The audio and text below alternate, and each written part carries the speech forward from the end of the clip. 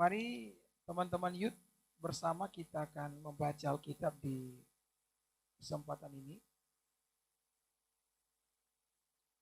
Dan mari bersama kita buka dalam Yohanes pasal yang ke-8. Dan Yohanes pasal yang ke-8, Yohanes 8. Dan kita akan mulai dari ayat yang ke-12 ya. Kalau Lembaga Alkitab Indonesia memberikan tema Yesus terang dunia ya. Jadi ini ada ayat 12 sampai ayat yang ke-20 ya. Kita akan belajar tentang terang dunia di malam ini dan kita akan baca ya ayat demi ayat yang dapat menuntun kita di kesempatan ini. Kita lihat ayat 12. Mari untuk ayat pertama kita bangkit berdiri semua, kita akan baca ayat ini. Yohanes 8 ayat 12, 2, 23. Maka Yesus berkata pula kepada orang banyak. Katanya, akulah, barang siapa mengikut aku, ia tidak akan berjalan dalam kegelapan, melainkan ia akan mempunyai terang hidup. Ya, silakan duduk kembali. Ya, teman-teman youth yang diberkati oleh Tuhan. Jadi Yesus mengatakan bahwa dialah terang dunia. Dan barang siapa yang mengikuti dia tidak akan berjalan ya di dalam kegelapan ya. Bahkan Yesus berterus terang lebih lagi dikatakan kalau kita mengikut dia kita akan memiliki yang namanya terang hidup ya. Jadi Yesus di sini berbicara tentang adanya kegelapan dan dia menjadi terang bagi kegelapan tersebut.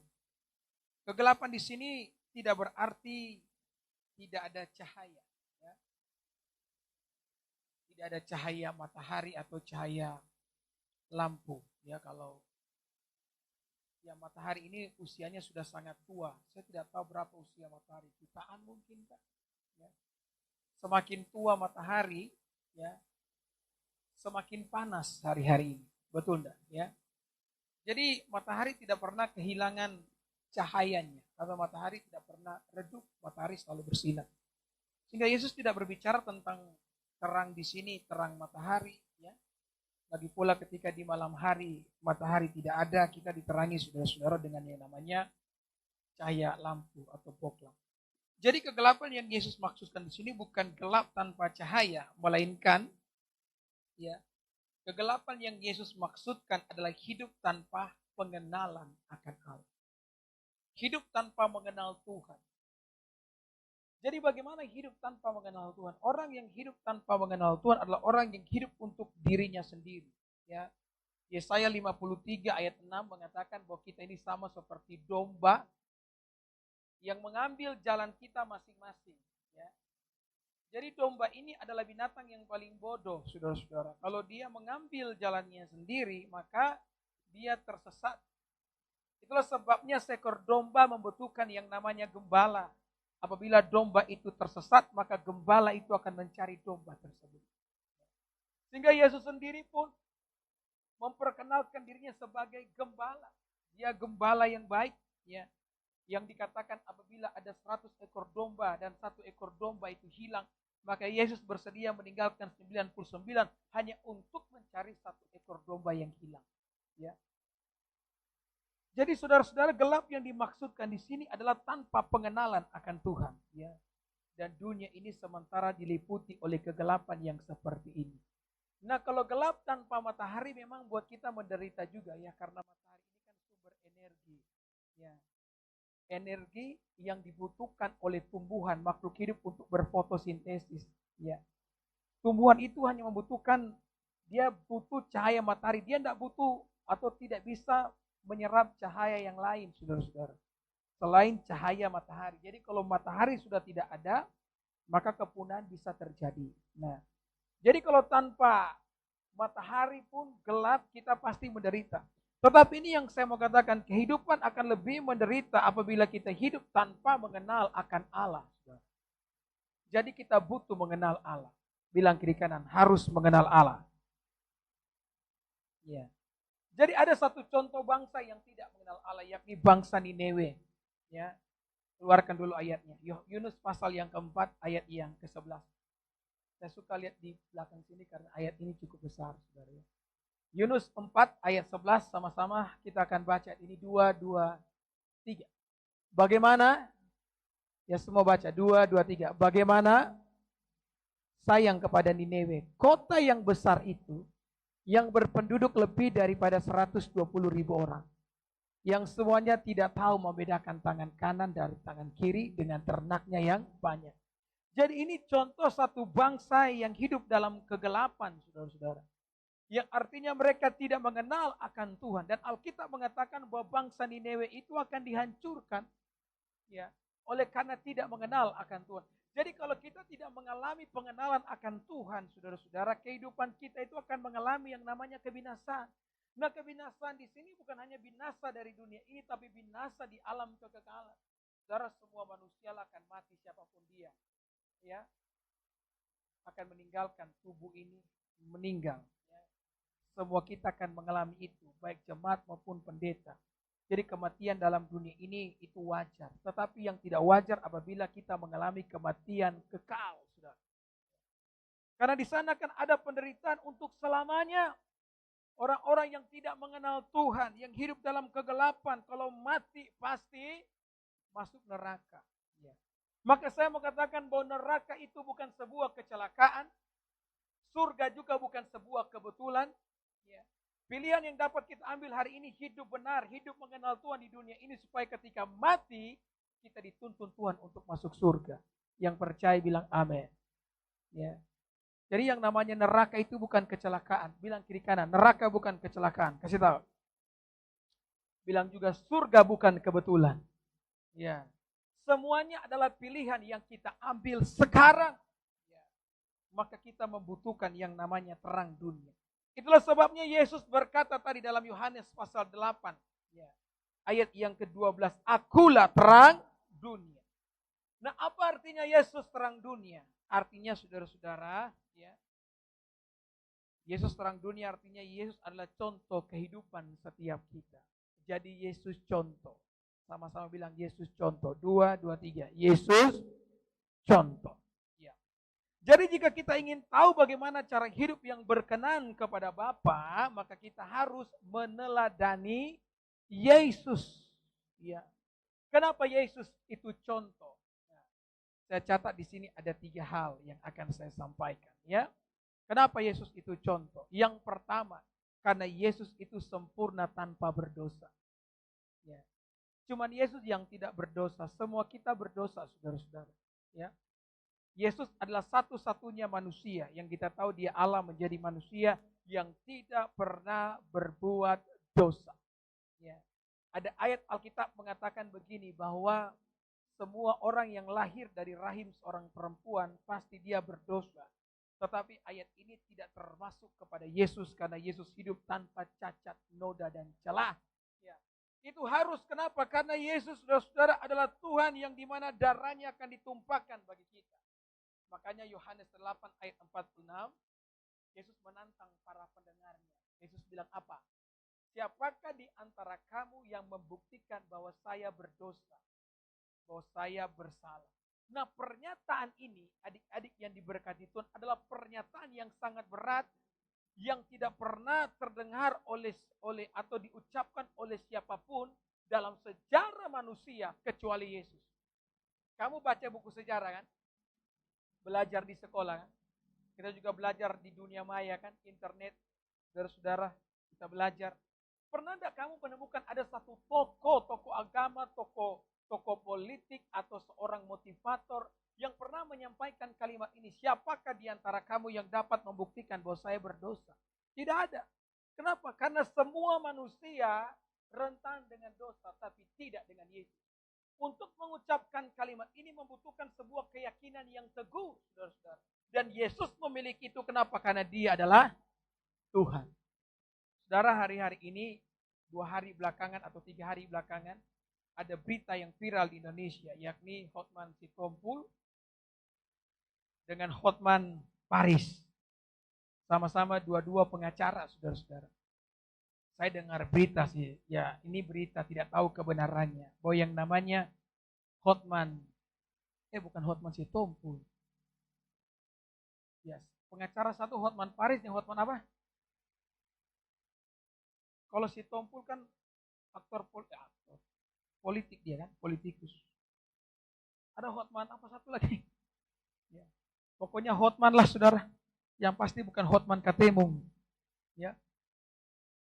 Jadi ini Hotman ini saudara-saudara dia pengacara yang sangat terkenal selain Hotman Paris. Ya.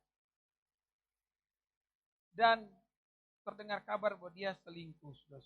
Bayangkan sampai dia mengusir istrinya. Saudara, saya membaca berita tersebut, hati saya jujur sedih. Kenapa? Karena dia selain seorang pengacara, dia contoh yang sangat baik. Ya, dia adalah seorang pengacara yang banyak berbicara tentang firman Tuhan. Jarang ada pengacara, bahkan Hotman Paris sekalipun, jarang kutip ayat firman Tuhan. Tetapi yang satu ini, Hotman yang satu ini, pengacara yang terkenal ini, dia kutip ayat firman Tuhan. Dia sangat terkenal. Tetapi yang kemudian, dia jatuh ke dalam dosa. Ya kita tidak tahu kebenarannya, tetapi sudah ada pernyataan daripada anaknya sendiri. Ya, dia selingkuh dengan istri daripada anaknya sendiri. Ini mengerikan, saudara-saudara. Ya, makanya saya mau katakan kepada setiap kita, tidak ada yang kuat, tidak ada yang kuat. Baik laki-laki maupun perempuan, engkau yang duduk, saya yang berdiri, semua kita ini bisa rentan jatuh ke dalam dosa. Karena 1 Korintus 10 ayat 12 mengatakan, sebab barang siapa menyangka bahwa ia teguh berdiri, hati-hatilah supaya ia jangan jatuh. Orang dalam dunia ini tidak ada orang yang kuat. Yang ada adalah orang yang tahu membaca keadaan. Betul tidak? Jika sebuah keadaan berpotensi menjatuhkan engkau ke dalam dosa, maka engkau perlu menghindar. Jangan berkata-kata tenang, kita kuat. Tidak ada yang kuat. Semua kita lemah, apalagi terhadap dosa. Ketika engkau lihat keadaan mencoba untuk menggodai saudara, lebih baik saudara menghindar, supaya saudara tidak jatuh ke dalam pencobaan. Jadi cuma Yesus, tidak ada tokoh lain yang berani mengatakan. Ya. Yohanes 8 ayat 46 tadi. Siapa yang dapat membuktikan bahwa aku berdosa? Tidak ada yang berani. Dan tidak ada yang bisa menuduh Yesus karena dia adalah Allah yang sempurna. Nah di Alkitab ada tokoh-tokoh yang hebat yang disegani oleh orang Yahudi. Ya. Salah satunya Musa. Musa ini dianggap sebagai perintis daripada hukum Taurat. Agama Yahudi sampai sekarang pun yang tidak percaya kepada Yesus, mereka mengagungkan yang namanya Musa. Nah, coba kita bandingkan seperti apa Musa, ya, dan seperti apa Yesus. Ya. Kita bandingkan, saya katakan kan Yesus ini manusia sempurna, tidak berdosa. Bagaimana dengan Musa? Saudara, Musa dikenal sebagai hamba Tuhan yang lemah lembut. Itu yang dikatakan oleh Tuhan. Jadi kalau Tuhan yang ngomong, saya percaya. Kalau Tuhan katakan, hambaku Axel adalah seorang yang lemah lembut. Siapa yang bilang, Tuhan tunggu dulu. Tuhan soteso pada ya. Tidak ada yang bilang begitu saudara. Apa yang Tuhan firmankan, apa yang dia ucapkan itu benar-benar teruji.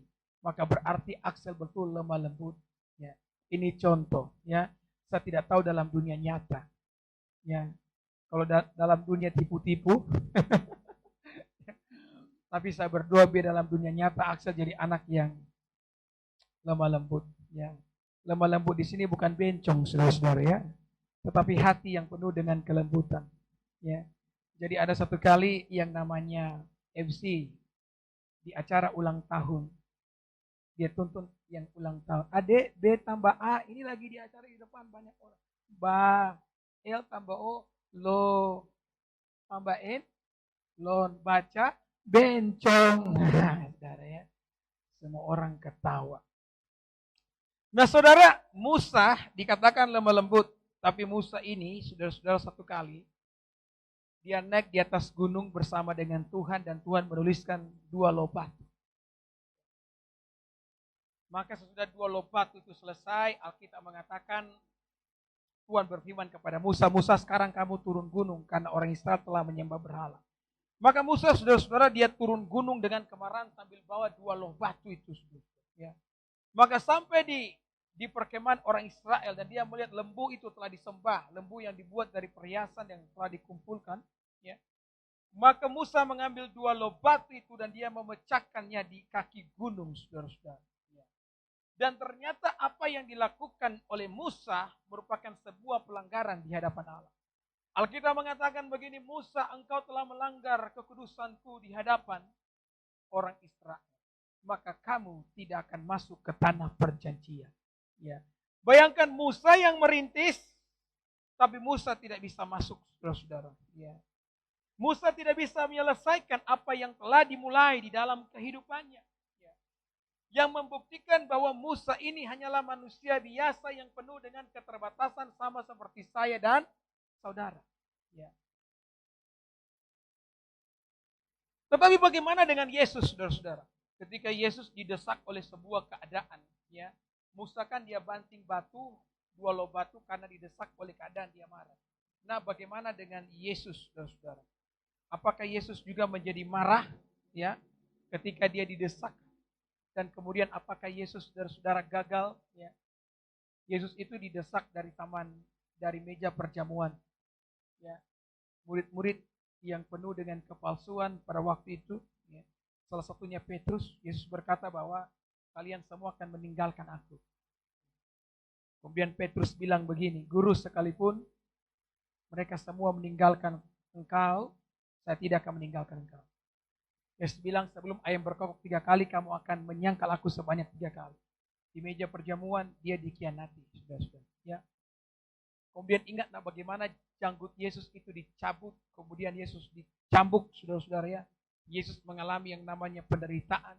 Kemudian ketika di atas kayu salib, di puncak penderitaannya, ya, biasanya orang itu kalau sudah mengalami penderitaan yang cukup panjang, dia akan kehilangan kesabaran. Betul enggak? Kalau kita sudah menderita ini cukup lama nih, pasti kehilangan kesabaran. Tetapi Yesus di atas kayu salib, dia mengatakan apa? Ya, Tuhan, ampunilah mereka, Bapa ampunilah mereka karena mereka tidak tahu apa yang mereka lakukan. Jadi kalau dibandingkan dengan Musa, Yesus jauh lebih baik.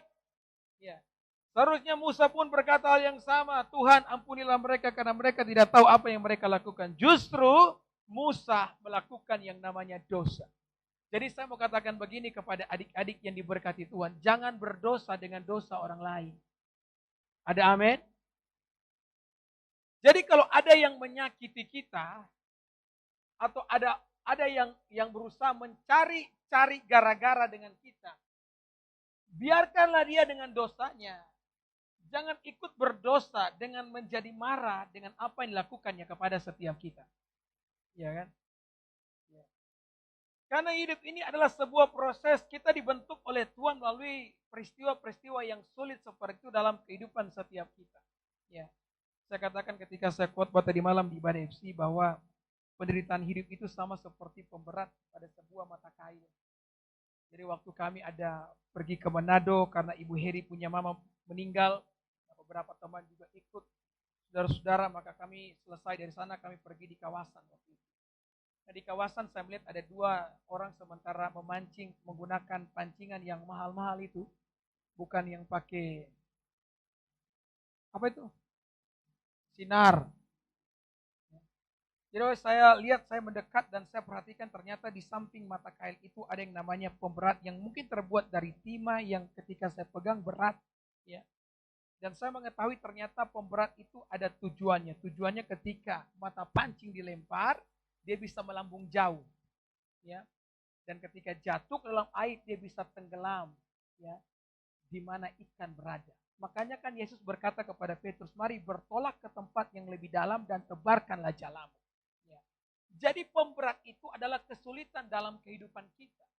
Semakin kita diterpa oleh kesulitan dan engkau mampu memberikan respon yang terbaik, engkau sama seperti mata kail yang dilemparkan jauh ke depan melambung tempat di mana ikan-ikan itu berada. Ada amin? Jadi ketika engkau mengalami kesulitan, jangan engkau berbuat dosa, apalagi ketika kesulitan itu melibatkan orang lain.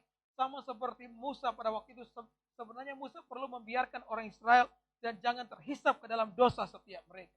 Ya. Dengan demikian Musa bisa menjadi sempurna. Yesus tidak berdosa. Sekalipun dia telah mengalami penderitaan, dia berkata, Bapa, ampunilah mereka karena mereka tidak tahu apa yang mereka lakukan. Amin. Jadi kalau dalam rumah, di tengah-tengah keluarga kita, ya, di tengah-tengah studi, dimanapun, ketika saudara mengalami hal yang membuat saudara menderita akibat daripada orang lain, maka belajarlah untuk mengampuni. Amin. Karena mereka tidak tahu apa yang mereka lakukan. Yang kedua, saudara, ya, Elia. Selain Musa ada Elia. Elia ini juga dikenal sebagai hamba Tuhan yang luar biasa. Ya. Dia hamba Tuhan yang hebat. Tapi dia mengalami sebuah kelemahan. Jadi satu kali Elia menantang para penyembah Baal. Ada ratusan penyembah Baal. Elia berkata, mari kita naik ke sebuah gunung dan di atas gunung kita panggil Allah. Kita akan panggil Allahku dan kamu panggil Allahmu. Dan Allah yang menjawab dengan api, dialah Allah yang betul. Ya. Maka mereka bertanding, saudara-saudara. Elia mempersilahkan para penyembah berhala untuk memanggil Allah mereka. Mereka mulai menari-nari, mulai kerasukan. Alkitab mengatakan mereka mulai ambil pisau, kemudian menoreh badan mereka penuh dengan darah untuk panggil nama Allah mereka. Dan Allah mereka tidak pernah nongol-nongol. Nah, sekarang giliran Elia kan. Elia panggil nih. Sebelum dipanggil dibangun mezbah dari batu-batu, kemudian dituangkan air ke dalamnya. Waktu dia panggil nama Tuhan, Tuhan balas dengan api. Api itu menjilat air menjadi kering, bahkan batu itu pun menjadi debu. Saudara bisa bayangkan api seperti apa yang bisa membakar batu, saudara-saudara. Ini luar biasa. Elia mengalami kemenangan. Tetapi apa yang terjadi keesokan harinya, Isabel, istri daripada Ahab, yang merupakan penyembah berhala juga, dia kirim utusan kepada Elia. Dia katakan, kalau besok saya tidak membuat kamu seperti apa yang kamu buat kepada para nabi Baalku, jangan panggil saya Isabel. Bayangkan ini perempuan ini.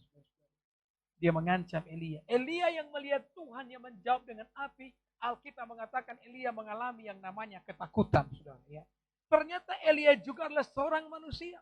Ketika dia ketakutan, Alkitab mengatakan dia melarikan diri untuk menyelamatkan nyawanya. Ya. Berbeda dengan Yesus. Yesus tidak menyelamatkan nyawanya. Bahkan ada nubuatan dalam kitab Mazmur yang mengatakan mengenai Yesus. Yesus berkata, wahai maut, di manakah sengatmu? Betul enggak? Waktu rombongan yang dipimpin oleh Yudas datang ke Getsemani untuk tangkap Yesus, mereka berkata, mana Yesus? Yesus tampil ke depan dan berkata, akulah yang kamu cari. Ya. Yesus tidak bersembunyi, saudara-saudara.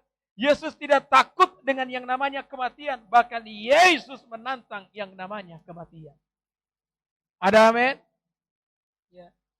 Jadi Yesus, saudara-saudaraku, sabar sekalipun mampu menghindar dari penderitaan. Semua kita ini, saudara-saudara, kalau mampu menghindar dari penderitaan, maka kita akan menghindar. Yesus itu mampu loh untuk menghindar dari penderitaan, tapi dia tidak menghindar. Kan saya berulang kali mengatakan, yang menahan Yesus di kayu salib itu bukan paku, melainkan cintanya kepadamu dan kepadaku. Yang menyalibkan Yesus itu bukan orang Roma, tetapi dosamu dan dosaku. Yesus mampu untuk menghindar. Kalau dia mampu untuk bangkit dari antara orang mati, dia terlalu sanggup untuk turun dari kayu salib. Itu maksud saya, saudara. Betul. Kalau dia bisa bangkit dari antara orang mati, dia bisa melakukan jauh lebih awal dengan cara turun dari kayu salib. Tapi Yesus tidak melakukan itu. Betapa luar biasanya Kristus Yesus. Ya. Ya. Maka setiap kita juga harus menjadi pribadi-pribadi yang demikian. Menjadi pribadi-pribadi yang sabar. Amin. Jangan menjadi pribadi yang gampang menyerah. Ya, apalagi bikin status begini. Ada yang bikin status begini. Ya. Aduh, tak semua jual juga kita organ tubuh ini. Gara-gara hidup menderita. Ya. Kemarin mau jual kita otak dulu. Ini otak ini organ tubuh yang paling mahal katanya. Karena jarang dia pakai. Ya. Terus organ yang paling murah apa? Hati. Karena sudah hancur lebur katanya. Ya. Saudara, sabar menanggung penderitaan. Ada amin. Nah, sabar di sini bukan hanya kemampuan untuk menunggu, melainkan bagaimana kita bersikap pada saat kita menunggu. Ya. Ada orang menunggu, tapi dia menunggu kayak bebek, saudara-saudara. Di atas air kelihatan tenang, tetapi dalamnya, ya, kaki yang berselaput itu terus bergerak. Dia penuh dengan kekhawatiran, dia penuh dengan ketakutan, saudara-saudara. Ini bukan menunggu yang dimaksudkan oleh Alkitab. Menunggu di sini pada saat kita menantikan lawatan Tuhan, kita terus bersikap baik. Ada amin? Ya, haleluya. Saudara, di masa muda begini kita harus belajar daripada Yesus, ya. Supaya kita bisa mengalami kebaikan di tengah-tengah kehidupan setiap kita. Jadi Yesus itu lebih hebat, ya, daripada siapapun. Dia mampu menahan segala yang namanya penderitaan. Ya. Saudara, kita lihat Ibrani. Maksud saya Matius 11 ayat 29. Matius 11 ayat 29. Matius pasal 11 ayat 29. Sama-sama 2, 2, 3. Pikulah kuk yang kupasang dan belajarlah padaku, karena aku lemah lembut dan rendah hati, dan jiwamu akan mendapat ketenangan. Jadi yang ketiga ini, Yesus lemah lembut loh. Ya. Kita mengatakan dengan jelas di situ. Pikulah kuk yang kupasang, belajarlah padaku, karena aku lemah lembut dan rendah hati, dan jiwamu akan mendapat yang namanya ketenangan. Ya. Jadi kalau kita pikul kuk yang dari Tuhan, saudara-saudara, kita pasti mengalami yang namanya ketenangan. Ketenangan ini adalah produk yang sudah langka di akhir zaman ini dan semua orang membutuhkan itu. Orang semua membutuhkan yang namanya ketenangan. Ya. Ada orang yang kesulitan. Ya. Saya banyak sudah dapat telepon dari ketika saya melayani kan di Facebook itu banyak yang telepon. Dan rata-rata yang menelpon adalah orang-orang yang kehilangan yang namanya damai sejahtera. Ya. Kenapa orang bisa kehilangan damai sejahtera? Karena orang tersebut tidak hidup di dalam kehendak Tuhan, ya kan? Kalau orang hidup dalam kehendak Tuhan, ada penderitaan-penderitaan yang tidak perlu, yang akan dihindarkan dari kehidupan setiap kita. Maka mari sama-sama kita belajar dari Yesus, karena Yesus adalah teladan setiap kita. Kita kembali dalam Yohanes pasal 8. Ya, dua ayat lagi. Kita akan baca ayat 13 dan ayat 14. Kita baca ya. Yohanes pasal 8 ayat 13 dan 14. Sama-sama baca 2, 2, 3. Kata orang-orang Farisi kepadanya, engkau bersaksi tentang dirimu. Kesaksianmu tidak benar. 14 semua jawab Yesus kepada mereka, katanya, biarpun aku bersaksi tentang diriku sendiri, namun kesaksianku itu benar. So aku tahu dari mana aku datang dan kemana aku pergi. Tapi kamu tidak tahu dari mana aku datang dan kemana aku pergi. Ya. Saudara, tidak ada seorang pengkhotbah yang berani memusatkan semua teori khotbahnya kepada diri sendiri. Ya. Saya ini seorang pengkhotbah. Saya tidak berani saudara-saudara mengkhotbahkan tentang diri saya sendiri. Ya. Yesus tidak hanya berkata bahwa ikutlah gaya hidupmu maka kamu akan selamat. Melainkan juga Yesus berkata, akulah keselamatan itu. Betul enggak ya?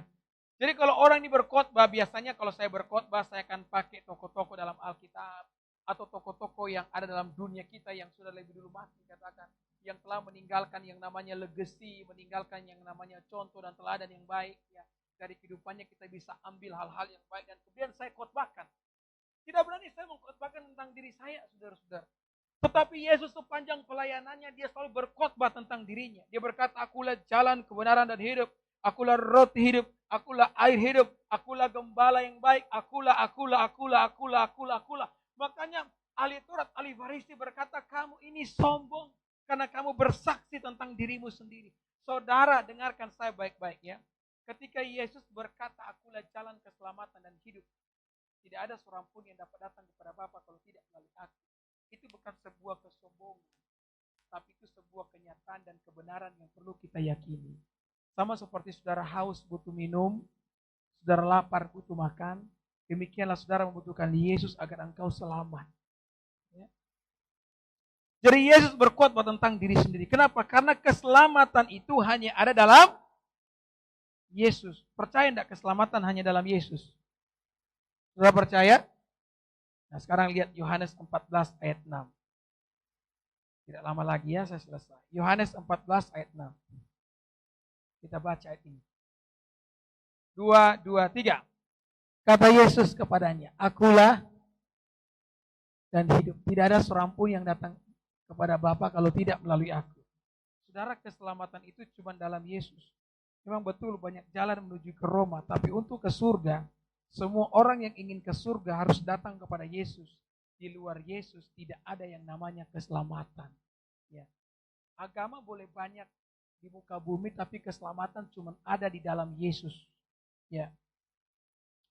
Saudara, semua agama betul mengajarkan kebaikan. Namun kebaikan manusia itu tidak pernah cukup untuk keselamatan kita. Itu kata Alkitab. Ya toh? Karena saya pernah mengatakan bahwa kalau di Alkitab itu perbuatan baik atau kebaikan itu tidak pernah cukup, saudara. Engkau bisa menabur kebaikan selama ribuan tahun, tapi kalau engkau buat satu pelanggaran, peribahasanya kita mengatakan begini, karena nilai setitik rusak susu sebelahnya. Ya. Jadi kalau kita sudah berbuat baik nih selama ribuan tahun, katakanlah sama seperti ya Adam dan Hawa, ya kan? Mereka terus berbuat baik. Tetapi ketika satu kali bikin dosa, perbuatan baik didiskualifikasi. Ya. Maka kita butuh darah Yesus. Ya. Darah Yesus yang menyucikan setiap kita. Ya. Di luar Yesus kita semua mengalami yang namanya kebinasaan. Ya. Maka di masa muda ini saya mendorong setiap kita untuk terus takut akan Tuhan. Amin. Terus mengasihi Tuhan, mencintai Tuhan. Ya. Dan hidup seturut dengan kehendak Tuhan. Dan jangan pernah menjual saudara, menjual imanmu demi apapun. Ya. Saya percaya bahwa hari-hari ini adalah hari-hari yang sulit. Anak-anak muda diperhadapkan dengan berbagai macam godaan yang sangat besar. Ya. Godaan yang paling besar selain godaan ya persinahan di akhir zaman. Ada satu godaan lagi, yakni godaan hidup glamor, saudara-saudara. Ya. Jadi orang-orang zaman sekarang rela melakukan apapun. Ya. Bahkan menjual diri, open BO. Bahkan menjual agama hanya untuk saudara-saudara hidup glamor. Ya. Orang-orang rela melakukan hal yang sangat buruk hanya untuk sebuah konten di Instagram supaya kelihatan kaya raya, padahal susah. Ya, saya punya teman waktu dia mau ambil mobil, ya, dia kirim foto karena dia tanya, pendeta kenal nggak dengan sales ini? Saya usah kenal, saya itu teman sekolah saya. Kemudian teman saya berkata, oh pendeta kaya dia kan? Ya. Saya tahu teman saya bilang dia kaya karena postingan-postingan di Facebook dan Instagramnya itu, waduh, ya. Saya bilang sebagai manusia saya tidak tahu dia betul-betul kaya atau tidak, ya. Karena Facebook dan Instagram itu dunia tipu-tipu. Gitu. Boleh kelihatan bahagia di Instagram, kelihatan bahagia di Facebook, bahkan kelihatan bahagia di WA, tapi belum tentu dia bahagia. Ya. Jadi saudara jangan jual apapun. Ya, jangan jual Yesus demi apapun, itu maksud saya. Ya, tetap cintai Yesus, ya.